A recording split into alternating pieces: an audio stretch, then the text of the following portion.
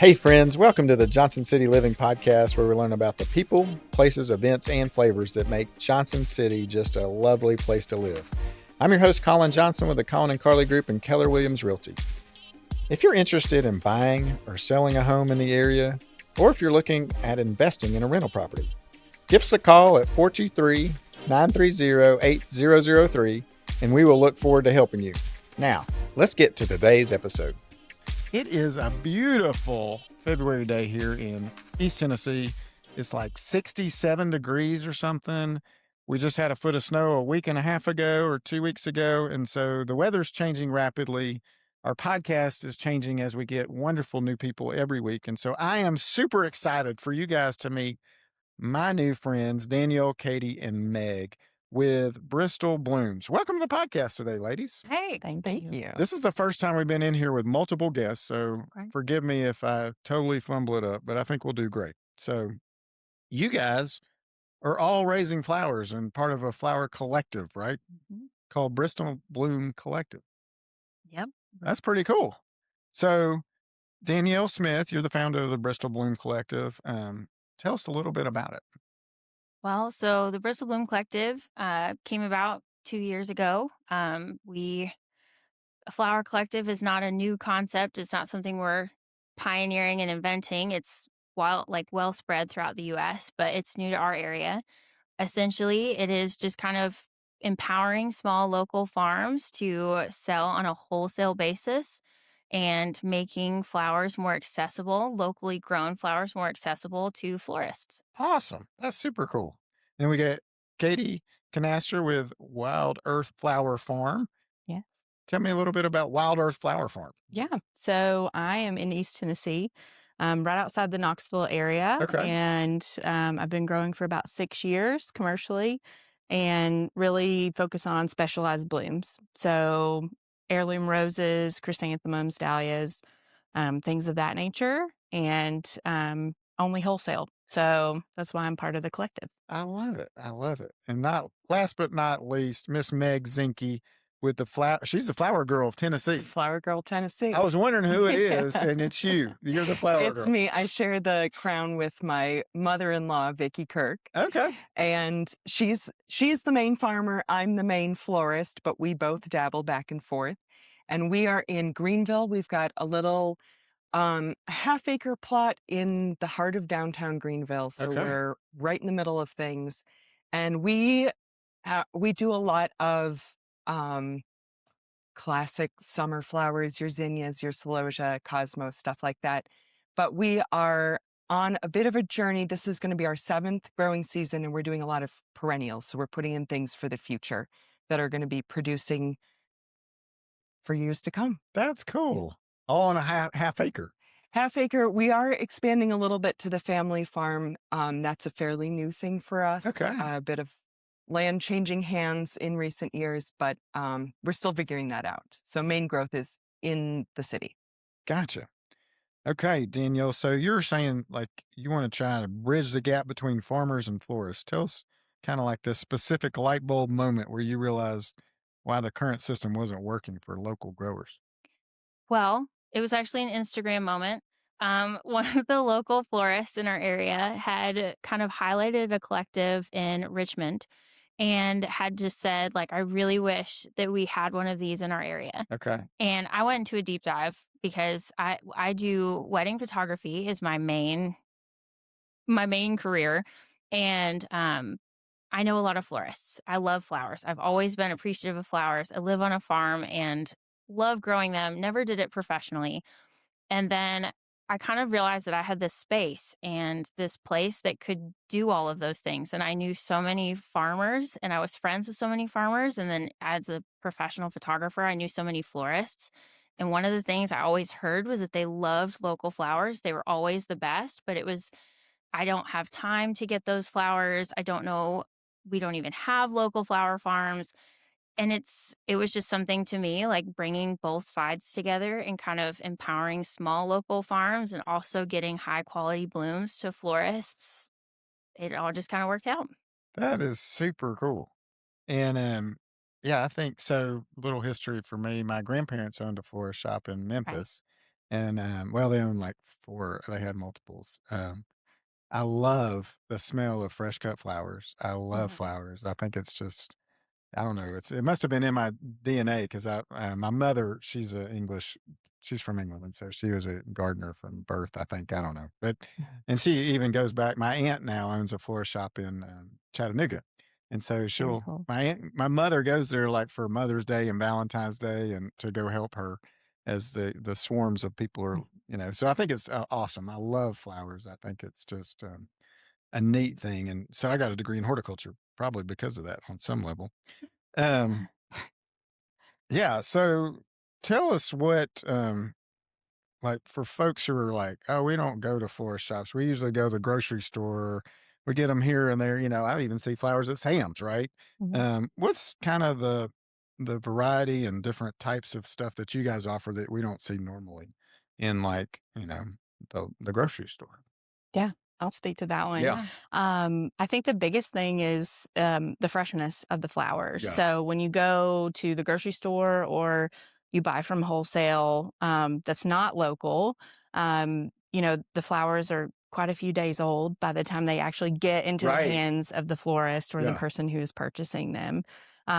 So the vase life and the use of the flowers is going to be vastly different. They're going to last much longer. You're also going to get very seasonal blooms. So Okay. things that you may not be able to get in other places, depending on your climate and what's either native to the area. Also, you're building those relationships with your farmers and your florists that um, you can grow specific things for specific florists or specific varieties that people really can't get from the wholesaler that we can grow Yeah. in our areas. So we really have this really beautiful relationship that we can commingle together and grow what you actually need Yeah. in your local communities. Yeah. Now, are you growing a lot of stuff in greenhouses, or is it all just exposed, I think or it a little of really both? just depends on the I farm. think, yeah, it Yeah. depends. I mean, because you have a large tunnel Yeah. space. So she has like a large capacity for indoor, like Okay. overwintering. Some of our farmers don't. They don't usually, they'll do some row cover and protect, but most of the time, like it's a blend. Okay. I think everybody kind of probably has more of a hybrid system where they grow some in, some out. But Yeah. We are fully out. yeah, I was gonna say. We don't even really mess with row covering, to be honest. Yeah. You just kind of let. The season ends when it ends, or things don't grow if they don't grow. But yeah, What do you do all winter, Meg? You go summer in Florida or like the Oh Cayman yeah, I Islands or just something? whole lot of Yeah. nothing. Yeah. Yeah. Oh, Well, winter actually is a pretty busy time for farmers in general.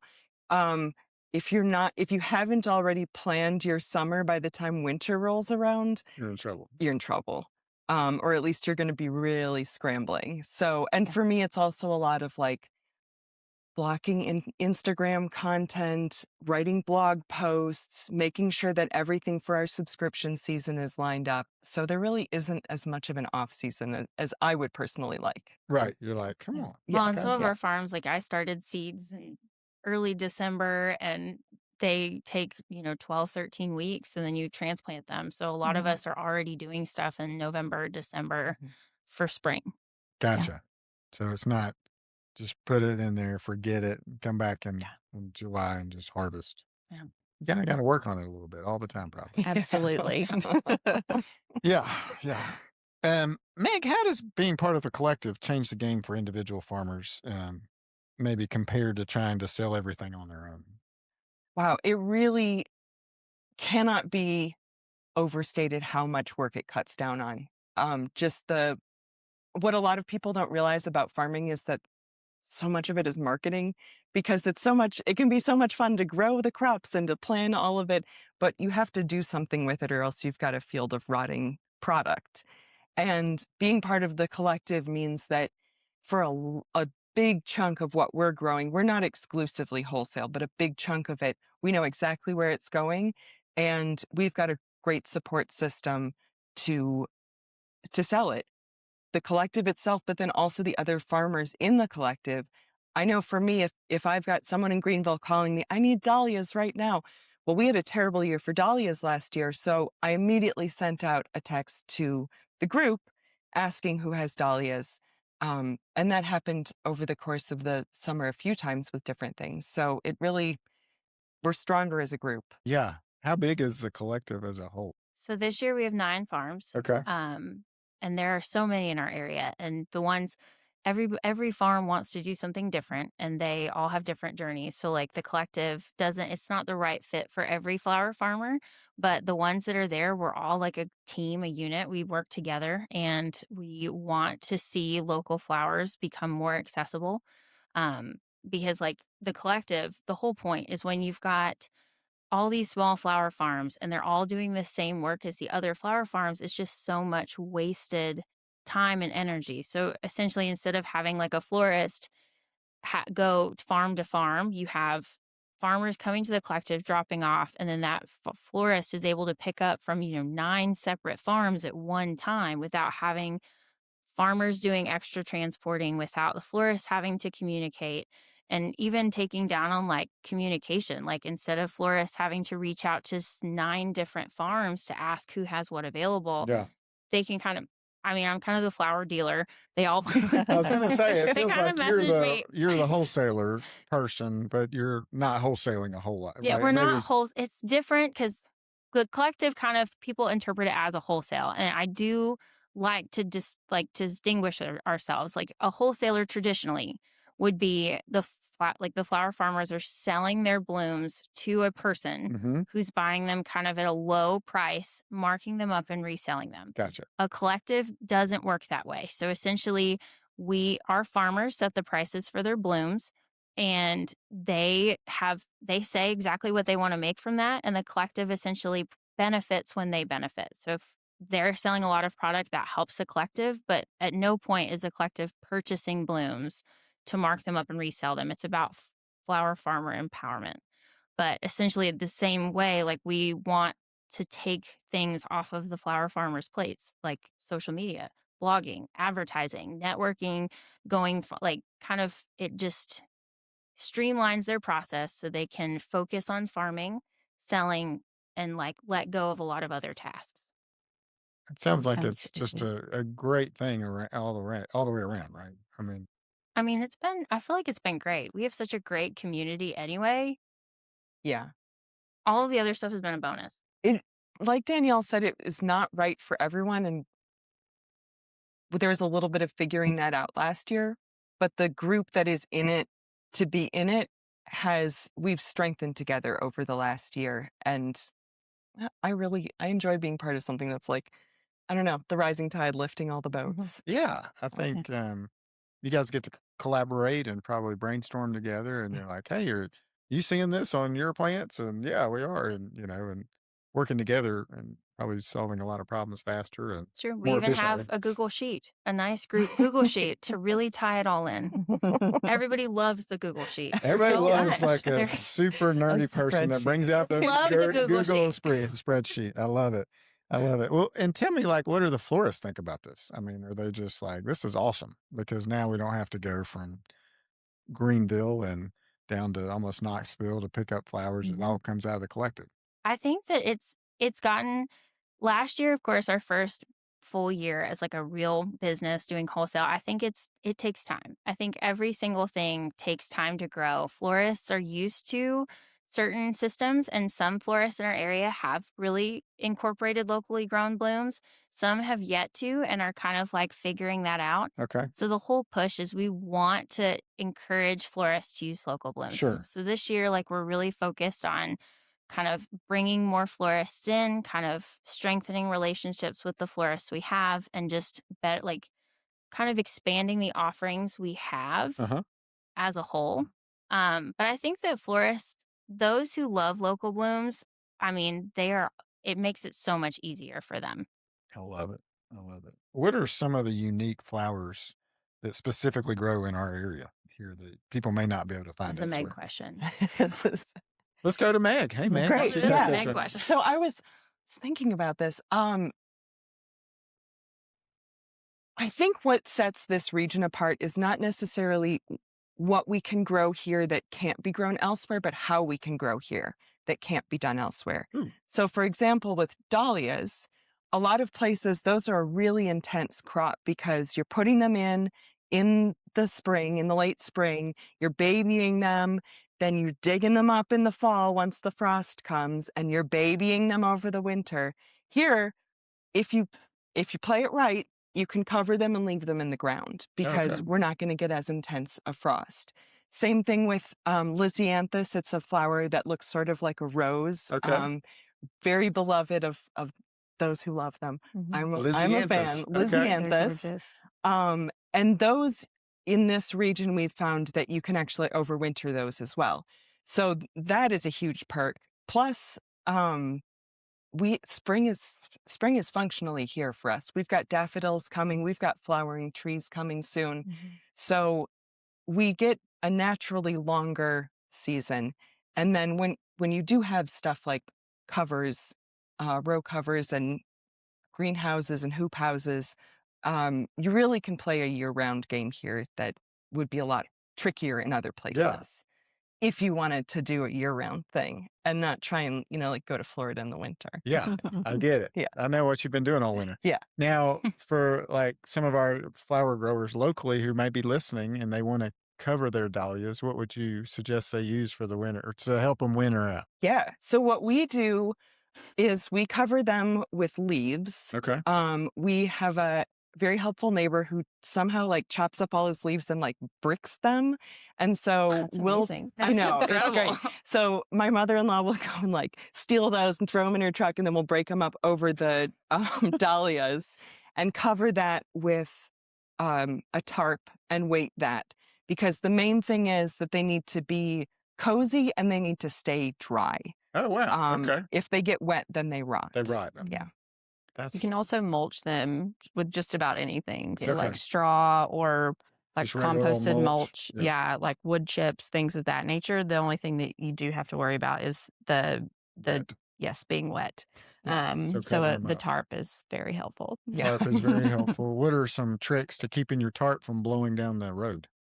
Bricks. Cinder Bricks, lots of blocks. bricks, Yeah. cinder Bags blocks, of sand, tires, rocks. Yes, seen it all. East Tennessee. Just, just whatever. Whatever, Dead figure it horses, out. something, figure it out. Weathering the storm.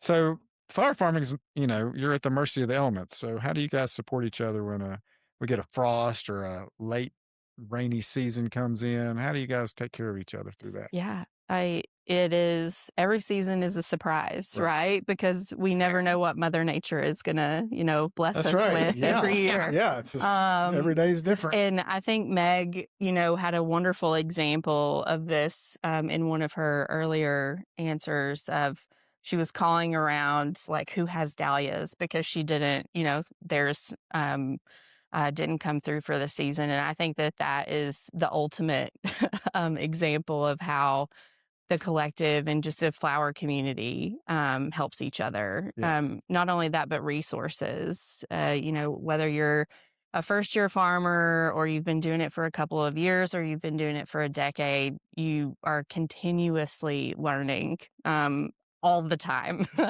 And it's really powerful to have all of those resources in a group together across many years of experience.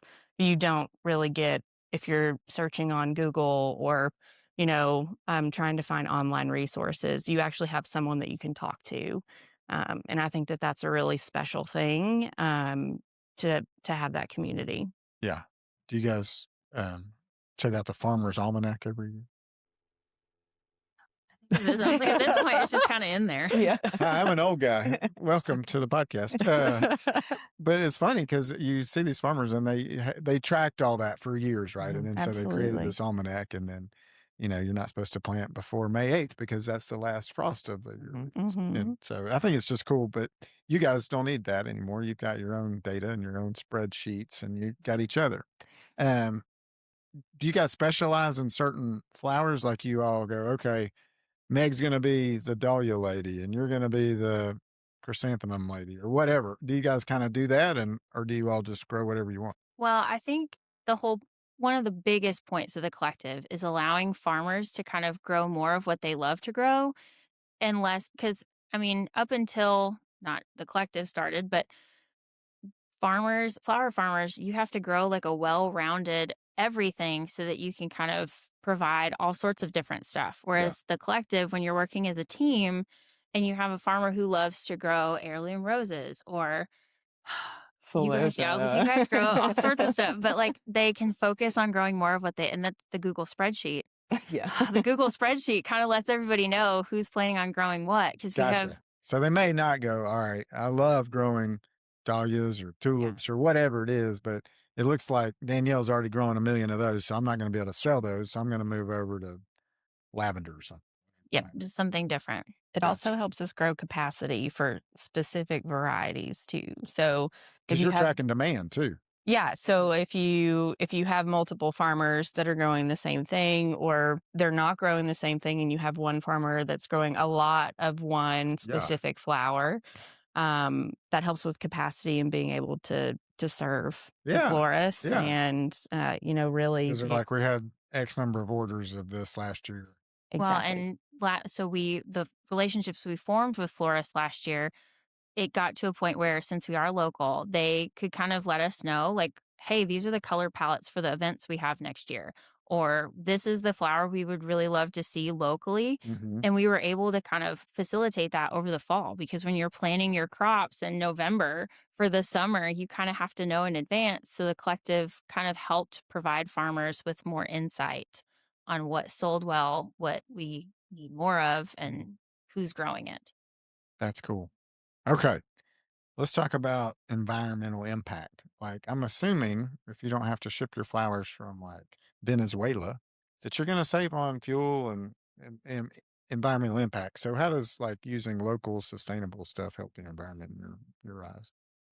You're definitely, I mean, just in general, helping the carbon footprint. You're not having to fly flowers. You're not using different resources. They're grown right here and brought straight to you. So it's one of those where, just in general, you're supporting your local economy. You're reducing the carbon footprint. Your flowers are cleaner. I mean, if not all of us are certified organic, most of us are focused on really great growing practices and trying to be as organic as possible. So I think that is definitely something you're getting local, because when you're importing blooms, I mean, they are doused in just about every preservative and pesticide to keep them fresh. Because they're going to make it like 30 weeks or whatever. What's the timeline from like a rose from Venezuela to? It's like 10 days, because they cut it. It's dry stored. Okay. And they like use preservatives. It's cold shipped in, and then when it goes to the wholesaler, they get it to you. It's usually cold stored, so it's dry and cold stored. The florist has to get it. They have to use chemicals to help it come back to life, essentially. And I think the average was like 10 days. Okay. Mm-hmm. About 10-day turnaround from the time it's harvested to the time it reaches the florist. Yeah, I've bought Carly, my wife, flowers before, and sometimes we'll be like, whoa, these things lasted like 2-3 weeks. And then I'm kind of going like 3 days later, I'm like, whoa, this looks terrible now. That wasn't quite worth the investment. But so what's something that you wish like every florist knew about, like what goes into a single stem before it reaches them for you guys? Yeah, it's so much, it's a lot of work in general, but it's long timelines to get there. So like Meg was saying, you start things, or Danielle was saying, you start things in December and you're not going to see those until maybe May or June of the next year. So long lead times go into that. I think if you have those lasting relationships with your florists, it's really wonderful, because they see what all goes into it, and the passion that goes behind all of the blooms, which is really nice, because they are basically creating art with what you're producing, and they do have that really great appreciation for each stem. Maybe you guys should do work swap days. Like they come and work in the field with you guys, and you guys go cut flowers and stick them in the foam and tie them up and do all that. I don't know that they want us to do that. No, not me anyway. Not you? No. Yeah. Sorry, Megan. Maybe Oh, no. Meg is I was going to say that with with local flowers, each stem gets a little bit more babied. Because if you're shipping something and overseas, and the point is to get it there fast and get it there looking like all the other flowers that it's shipped with, you're pretty constrained. But with local flowers, like I just remember one of our farmers coming in last year with a bucket of cosmos and saying, "Oh gosh, they bruised on the way up. They bruised so easily. They looked perfect to my eye." And I grow cosmos. I love cosmos. I know what a bruised cosmos look like, but I also understand her fear and her anxiety over it, because we do want to present these perfect things that we've lifted straight from the field, and they might be a little bit wonkier than you might get from your traditional wholesaler. Right. But that is also part of the beauty, because some of these, like I'm thinking of the heirloom roses that you grow, Mhm. those look a little bit wonky to a person who's used to beautiful tea roses. But the more you look at it, the more you just fall into those petals, and you can't get that same experience with a flower that's been handled by so many people and gone so far. That's cool. Yeah. I think I think it's just cool how the Lord made it all, and like everything is just continues to show him off, and how every year is different. You're looking at different things and you guys are learning different things. It's super cool, and how it never kind of ends. Let's say somebody listening is wanting to start a little cutting garden. What would be some tips, tricks? What would be some of your top flowers you would say? These are the best performers for East Tennessee that you would plant, that maybe you don't have to like Ones baby, that you baby. can throw in the ground and not worry about: zinnias, Zinnias. Okay. cosmos, Yeah. zinnias. I feel like those, I mean, you can't really fail with Gotcha. those. If you Or can't grow slow those, some's wrong with you. Sloja. Yeah. I will challenge that you can't fail with them, because we Okay. did fail with our zinnia crop last year when they were eaten by a groundhog. Oh, Ooh. no. But Okay. that will was do it. truly like That's fair. just that Mother Nature brings something different every year. But Yeah. yeah, zinnias, cosmos, and celosia, because not only can you just like toss them in the ground, but the more you cut them, the more they're going to produce. So if you have blooms in July and then you chop them down at like a couple of leaves up from the With a hedge ground trimmer. with a hedge trimmer, With you're a going to hedge have a trimmer. beautiful hedge of cosmos Yep. in a Yeah. few weeks. That's So Absolutely. they keep on giving, which is really special. Self-propagating. Yeah. And they'll often give again next year, and so on. Or even perennials like lavender Peonies. or peonies Peonies are or yarrow. They're Yeah. very simple. Mhm. I would say you can't kill them, but you can. Could. But those are going to be easy. They're low maintenance for the most part. Yeah, and things like yarrow too that's native to this area. We have Mhm. so many beautiful native flowers to this region. So if you're worried about it, that might be a good way to go to, like native perennials that are just going to Yeah. be Right, you see happy in 'em, this yeah. earth. They'll come back year after year, Yeah. which is a beautiful thing. This is off script, but I'll see these like silvery tube things that have these beautiful pink. They look like lilies, but they grow overnight. Like, Yeah. do you know what is that? Resurrection lilies. They're unbelievable. Yeah. Like, I mean, literally, I will drive down the road and there'll be nothing in this yard, and then like the next day, shoom, I mean, it's like they come up overnight, and Yeah. they're huge. They send up their leaves in the spring, and then I think the leaves die back, or certainly just kind of vanish and you forget about them. And then, like you said, overnight you suddenly have these gorgeous pink blooms in Yeah. your yard. And like, there's no like I don't see Yep. anything. I'm just No. like, look at that. It's just super cool. And so, thank you, Resurrection Yes, I Lily. love those. Yeah. That one I do too. It's kind of cool. So, all right. So let's talk about the future of this flower collective. Where do you guys want to go? What do you want to see happen in 26? I would love to bring more people into local flowers. Okay. Whether it's through the collective, whether it's just realizing how many farms we have in our area that have local flowers. The whole point of all of this is to kind of bring people to local flowers and connect them in some way. So whether it's a florist finding local flowers, whether it's people realizing that we have so many local farms in our Mhm. area, kind of just growing in that way Okay. and continuing to solidify relationships, nurture new ones, and just continue to flourish in 2026. Okay. So I'm going to push in a little bit because you could say, I want it to grow. Like that may be one person or one extra farmer, right, that knows about it, or somebody who listens to our podcast. So, like, let's get specific, Danielle. How many farmers do you want to add to the collective this year? I mean, Let's set a goal. Let's get after it. well, I mean, we've grown already. I mean, I want all farms to feel like they have a place to sell. Okay. I wish that all local flower farms would take advantage of what we're offering because it is such a resource and it takes a lot off their plate. Gotcha. So, I mean, the more that we have, the better it is because you've got more to offer florists. You have more outlet to sell your flowers. So, I mean, the bigger we get, the better it's going to be just in general. Gotcha. But again, like just making sure that our community knows that we have local small farms to support it was the whole point. Gotcha. Okay. Cool. All right. What else do you want to talk about the collective before we jump into the rapid fire round? Dum-dum. Just let people know that it's not just for florists, that we do have like a general public retail aspect to Okay. it. We do. And the general public is warmly encouraged to I come love and this visit because I us. was thinking I can't go. Like No, I thought you it was should. just No. Tell me more about this. Like, where do we go? How do we get there? Well, so it's in Bristol Bloom Collective. It is in Bristol.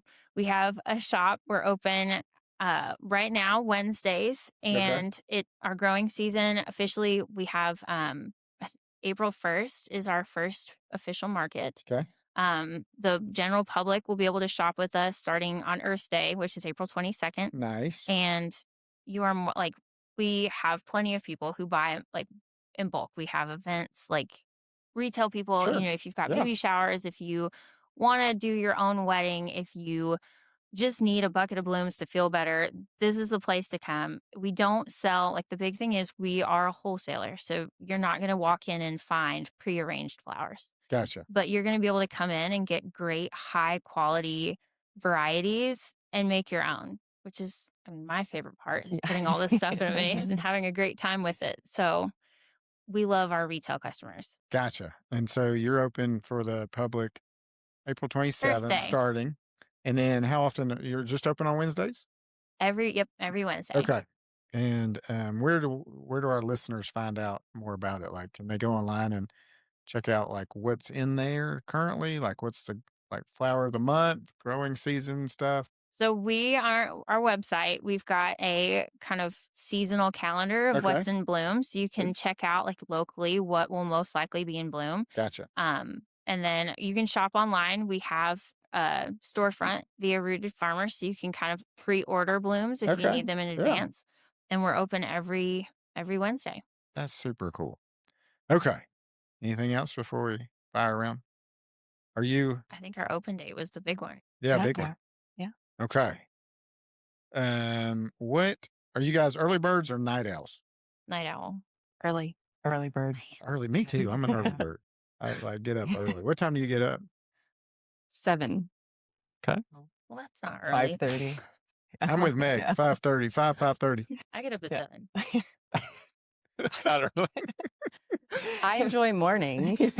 You're up and Yeah. functional at 7. Yeah. This next one's an interesting question from our friends in the internet made this question. Favorite farming tool? Let's start with Meg. Hori knife for sure. It's sort of like, it's a Japanese farming tool. It's sort of like It's like a katana. It's like a sword kind of thing. but tiny. It's a tiny.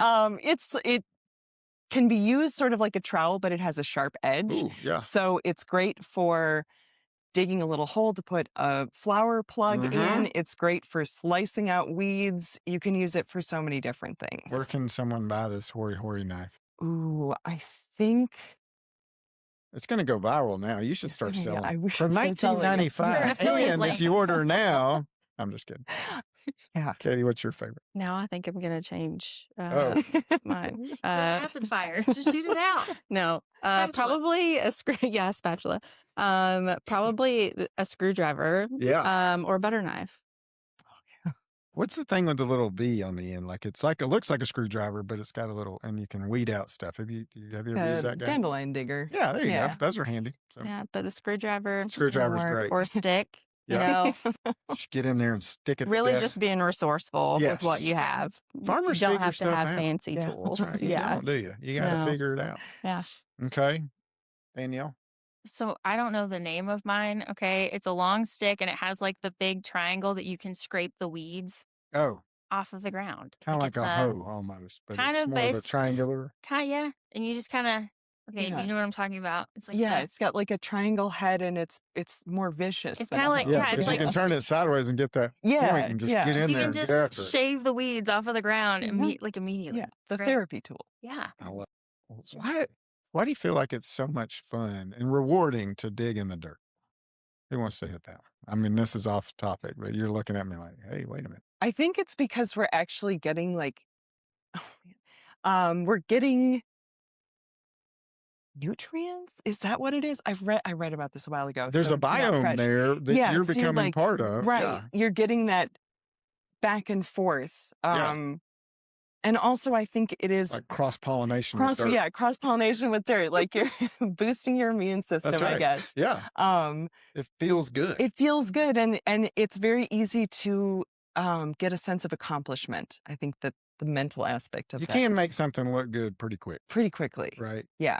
Especially if you're mulching. Mulch hides a lot of sins. You just cover up all those dead zinnias. Yeah. No big deal. Or dahlias. All right. Dream bucket list bloom. What haven't you grown yet, Katie? Oh man. Probably, I think I'm saying this right, the Pasteligance peony. Oh, okay. Pasteligance. That sounds very fancy. I don't think I'm pronouncing it correctly, but it's really beautiful and lovely. But it's also very expensive. Gotcha. Okay. Danielle? I am trying my hardest this year to do sweet peas. Sweet peas, it's a whole thing. And then I have ranunculus in the ground, and this is my first year with those. So I'm very excited to kill those. No. We're gonna see how it goes. We're gonna pray over the ranunculus. Sounds like a Dr. Seuss flower. Yeah. Mr. Snuffleupagus. All right. What's yours? Camellias. Camellia. Yeah. Okay. I love them. They're so pretty, and they take hard. forever to grow. Gotcha. Yeah. Yeah, and they're kind of picky about their environment too. So here we go. Back to the next question is, what's the diva flower that's the hardest to keep alive? So we'll go with that with you. Is that oh gosh. What is the hardest for us to keep alive? I suddenly don't know any flowers. They're all so easy for They're us all to grow. right. When you guys are as good as you are. Depends on the season. Yeah, really? Honestly. We can't grow poppies. We can't get poppies to go. I think we've tried Gotcha. every single year. Yeah. Starting them from seed. Starting from seed. Yeah. Well, because I have tried to start poppies from seed forever. And someone came and said, no, you don't start those from seed. You buy those plugs from Farmer Bailey. Like, that's how you get them to go. And I was like, and you're like, but well, Farmer Bailey's how are they doing it? Yeah, how are they doing it? How are they doing it? I think really any cool flower that you like, ranunculus or campanula, or I can delphinium, larkspur. I can name so many, but it takes so much care over the winter because you have to cover them and uncover them, and you're just really praying that they're still going to be there when it's been really cold or you've gotten a foot of snow randomly. So I think that those are the most difficult diva flowers. Gotcha. But it really depends on the season, honestly, because it can be a different flower every year. Love it. Mm-hmm. Favorite scent, Danielle? I love the scent of like the heirloom roses. Okay. You really can't. You can't beat an heirloom rose. Yeah, I'm right there. Yeah, you really just can't. Okay. Yeah, you really They're just so good. Mm-hmm. I'm going to go a slightly different route. I love so many flower scents, but my favorite scent is when I'm driving home or like driving to my destination with a bunch of dahlias cut in the trunk, because that it's that classic like florist green smell. And I just feel so invigorated every time I Yes. smell that. Well, and the basil you grew last Oh, year, and I yeah. took a bunch. I was delivering basil, and it was like I was having like a therapeutic experience in my car. I was like, I just need to do this all the time. I just feel so It at feels peace. That so good. eucalyptus, And Oh, sweet yeah. peas. Oh, sweet peas. when you The- can grow them. yes, sweet Not peas. the Don't scented those just grow geranium. easy? Like That you makes see me sweet choke. peas on the Yeah. I side think of I the, love 'em aren't too the things much. that like climb up the, Yes, they're everywhere, and yet it is such a struggle to grow like sweet it's like peas. kids, like you want them to, yeah. Yeah. They just don't do what you want them to do No. when you want them to do it, and then they'll do it Right. somewhere else or Exactly, something. So yeah. you're just like, okay. Mhm. All right. You ready for restaurant stuff? So you're from Bristol, Mhm. Greenville, Knoxville, and you're Greenville. Greenville. So we get some good stuff because we get a lot of people from Bristol, Johnson City, Kingsport, our local area. So Bristol will be a good reminder for some people. Favorite local restaurant in Greenville, Katie? What's your favorite? I don't know that I'm going to lean on these two ladies to help you with that. You don't go out to eat in Greenville? No, But she's not. She's I'm from closer to Knoxville. Knoxville. Knoxville. Yeah. Oh, sorry. Yeah, no, you're Sorry, fine. you're okay. Knoxville. I looked right at you and said Greenville. Let's go Knoxville. What's Yeah. your favorite place to eat in Knoxville? Oh man, probably RT Lodge. Well, that's in Maryville, Okay. but RT it's really Lodge. delicious. Yeah. Okay. Miss Greenville, Meg. Sorry. Okay, at the risk of it becoming hugely popular, Oh, we'll like just for whisper. better and for worse, there's a new little restaurant called Wooter Maze, and it's what Cracker Barrel wishes it was. Oh, It's Oh. so nice. good. It's so good. What's your favorite thing there? I had the chicken and dumplings last time I went, and it was good. Watch out. Wooter Yeah, Maze. Wooter Okay. Maze. And Bristol. So I'm gonna go to Abingdon. Yeah. Like whenever we Hey. go out. That's even better. Okay, whenever we go out, we usually go to 128 Pecan. Oh, yeah. I love that place. Yeah. It's Carmen had been always, there. it's great. always, And it's yeah. kind of laid back. It's easy. It's very laid back, but the food is just It's always good. Yeah. amazing. Yeah. It's a good spot. Okay. Favorite place to shop local. And we'll go back to Bristol real quick. There are so many. It is very hard. There are so many incredible local businesses. Mhm. I'm trying to narrow it down without. Without like hurting someone's That- feelings. Yeah, like I don't want They're to. probably not going to listen. So you'll be. Oh, okay. you just- There you go. That takes the pressure yeah. off. We only have like 4 listeners, says Mitch. So we're good. Well, there's And we've got so all 4 here. So. Yes, sorry. Someone As- friends. well as a book nerd, I love the Dragonfly Book Bar. Okay. They have like books. I'm always about a good thrift, so it's like a combination of new thrift, and then you can also get a drink while you're there. So like Nice. just really a heightened shopping experience. That's super cool. Mhm. Wait, did you just? I was going to say The Generalist, which has Oh. a great book display at Atlas Books It's fair. and some thrift stuff. And Look I at think that. you can get drinks and snacks there. Look at that. Look at I that. know. Are they All right. alcoholic beverages though? Ooh, I'll Mm, have to go see? back and check. The The book bar. General's Yeah. downtown. The Generalist Here downtown. in Johnson Yeah. City. Yeah. There. Yeah. Yeah. Yeah. I don't know if they I have don't know if- alcoholic beverages. yeah. They have non-alcoholic like spirits because I've So seen they're that. still kind of different. They're still We're kind of, offering yeah. two So different. you should go to to two both. places. Sure. Yeah. And then Yeah. Miss Katie in Knoxville. Yeah, in the Knoxville area, I love Dandelion Gifts. Have you ever been there? It's a little gift shop, and they literally I'm have making a note though. the most perfect selection of just really thoughtful gifts for anyone. And as someone who loves to give gifts, it's like the perfect place to go because you'll find this one thing that'll stop you in your tracks there, and you're like, oh, that's for that person, or oh, that's for that other person. But it's a really lovely place, and it's been there for a long time. That's So super cool. Yeah. I think my wife is a wonderful gift giver. Yeah. And I think it's neat to have like those kind of places where you find something unique and it's not just kind of the, yeah. hey, here you go. Here's your average thing. Meg, where's your favorite place to grab coffee in the lovely town of Greenville? The lovely town of Greenville. I love going to the Creamy Cup. It's a little drive-through, and if you go through in summer, there's also you can park and there's some rolling hills behind it, and you can sit out and have Across the street from Tusculum. across the street from Tusculum. They give That's- ice cream too, I think. They have right? ice cream there. Yes, I haven't been. We have some friends who live really close to there and they just swear by it. It's yeah. Yeah, I'm Bring me a glad, cup. kind of glad it's on the other side of town, so it limits me. That's right. Yeah. But you're working it off with your Right, yeah, triangular constantly, hoe yeah. thing you got going on. Katie, what's your favorite cup of coffee in Knoxville? Because there's like 100 different coffee shops There's there. so many really, really great places. Which side of Knoxville are you on? More like closer to the Maryville side. Okay. Yeah. At like in between Maryville and Knoxville. Gotcha. I went to UT, so I know what you're talking about. Very cool. Yeah.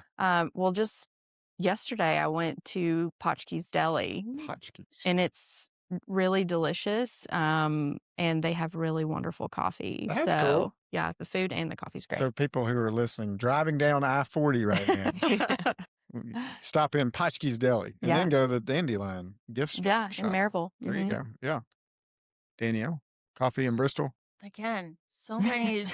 There are some places. There are so many great ones. There's Trailblazer. Is that the one inside that cool building right downtown? That's Whimsicals, and Yes. they're also on my list. Yeah. I love Whimsicals. I go there occasionally because we've got title stuff we do. Yep, they've got that. And then Trailblazer is a great drive-through option. And then I'm trying to think. There's one I love in Bluff City, South Fork Coffee. Right there on the river. Exactly. Almost. And it's like a charity-based thing. So it's pay what you can and everything. They said, how much do you want to pay for this? Exactly. And I didn't know that was an option. Cool. I have never questioned them. I'm like, but it may be a good way to go because I think I paid more because they're like, it goes to charity. And I was like, oh, okay. Well, that's probably a $10 cup of coffee, I guess. And you walk outside and there's a river and you're there's a river. Hey. Yeah. It's great. And if they're closed, there's a brewery right beside it. So you can go there. Well, then there's also Fox's Den Cafe, which is a board game. I know too many coffee shops. Yeah. When are you in the garden? When are you doing? Never know. So this is the next one. What are you doing when you're not working, baby? I remember this like 10 years ago. I took a break. Do I not work? I'm a writer and a theater maker and a parent. So those fill my time pretty thoroughly. Gotcha. Yeah. That's a big list. Yeah. Good for you. Okay. Katie, what are you doing when you're not working? I am the vice president of talent and operations for a management consulting firm in Knoxville. So I do that. What'd you just say? Yeah. So that takes up quite a bit of my time when I'm not farming flowers. And then my husband and I farm row crops. So we farm about 700 acres. So you're working like 100 hours a week. Pretty much. Like, that's just what we do. So. Okay. Yeah. What do you do when you're not working besides go to these board game coffee shop places? Run my other small businesses. No. Yeah, really. No. I feel inadequate now. Yes. Well, I do that, and I love, again, as a parent, like I really enjoy spending time outside. Okay. So flower farming kind of goes hand in hand with that. Kids running around. And traveling. Who wants to give a shout out to their kids? How many kids do you have, man? I have 2 kids. What are their names? Lyra and Olin. Oh, those are great names. Thank you. They're both my little flower farmers. So, yeah. Katie, you have kids? No kids. No just kids. a very wild You dog. don't have time to have see your husband hardly. So I a get very wild dog. His name is Hank. Hank. So he's very That's an important. awesome name for a dog. Yeah. I love it. Yeah. How many kids do you have? I just have the one. Just the Wild one? Warren. Wild the farm Warren. name, Wild Warren. I love it. I love it. Mm-hmm. Okay, so what haven't we covered on this whole Flower Power episode of the Johnson City Living Podcast? Which I love because we're getting kind of more regional. We went all the way to Knoxville today. I know. I'm super Covering all excited. of Thank you them. for Yeah. driving up to see You're us. very welcome. Thank That's you pretty cool. for letting me be here. Oh, such a pleasure. Yeah. And so we're going to grow the collective this year by 9 farmers, maybe double it, something like that. And then we're going to get a lot of people come in on Wednesdays and sell flowers directly. And maybe you could hold a class for like husbands/dads for like making bouquets for their wives or something. Maybe just throwing that out because that would maybe save me some cash. I could just come up and buy from the collective, put them in the vase, and Carly won't know because she won't listen. The thing is to let her do it. That's the gift. Oh, there you go. Because She is good if at you do it, it's never going to be right. So you have to let her do it. This is true. It's like you know us. Like, exactly. you know. Yeah, it's like you're We're married. here to serve you. Yeah. Yeah. Right. Right. I love it. I love it. Well, I have so enjoyed getting to hang out with you guys. And thank you so much for what you do. You're providing a wonderful service for local florist. And so I'm hoping more local florists show up and buy your all's stuff, and you sell out every Wednesday or however it works. And you guys just make a ton of money, and you can quit one of your 8 jobs, Katie. And That would be wonderful. that would be good, wouldn't it? But yeah, thanks for coming on the podcast. It's been a pleasure getting to know you guys. I hope the listeners have learned a lot about a flower collective, which I had no clue about. This is why I love this podcast, because I meet wonderful people who have wonderful ideas and make our area even better. And so I'm excited to watch you guys thrive and grow. And you can come back in a couple of years and tell me how amazing it is now, and you're selling international, our flowers local internationally, and you're not spraying them with all kinds of weird stuff because you figured out some transportation portal thing that you just put them in. They transport it. Boom, they're there. So anyway, thank you very much for listening. Have a great day. Until next time, I'm Colin Johnson. Thank you for listening to the Johnson City Living Podcast. Don't forget to share it with a friend. Thanks, and have a great day.